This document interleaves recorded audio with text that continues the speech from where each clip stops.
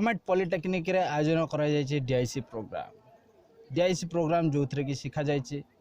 कि भाव में जड़े उद्योगी हे आसतु देखा से प्रोग्राम विषय आम सहित जोड़ी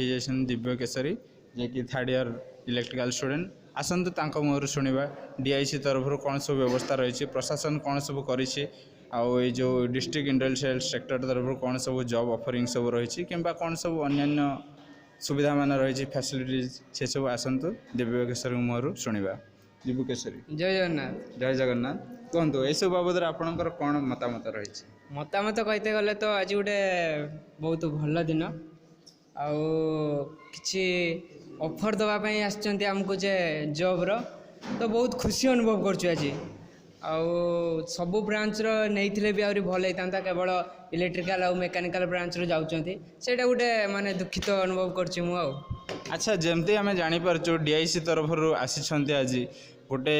सेमिनार आयोजन करुँच इलेक्ट्रिकल आउ मेकानिकल स्टूडेंट मानक एकाठी डाकी गोटे सेमिनार करुँच फाइनल ईयर स्टूडेंट मान आपणकर कौन रही सब प्रोग्राम मान कौन सब होबार संभावना रही संभावना तो सार कही ना कि तो सस्पेंस किसी रखी आम पानक मो लगुच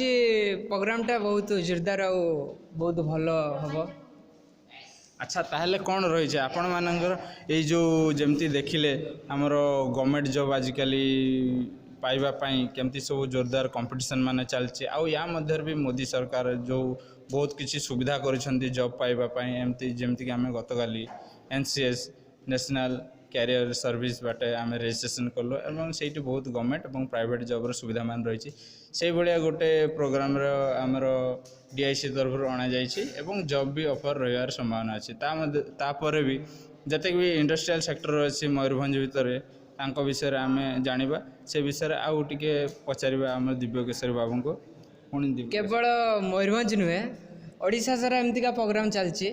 आमर गवर्नमेंट पॉलिटेक्निक बालेश्वर भी गत 2 सप्ताह पाखापाखि हम हो सारी प्रोग्राम टी बालेश्वर जाइए आउ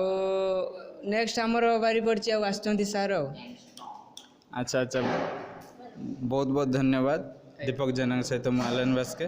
जीपीएम न्यूज।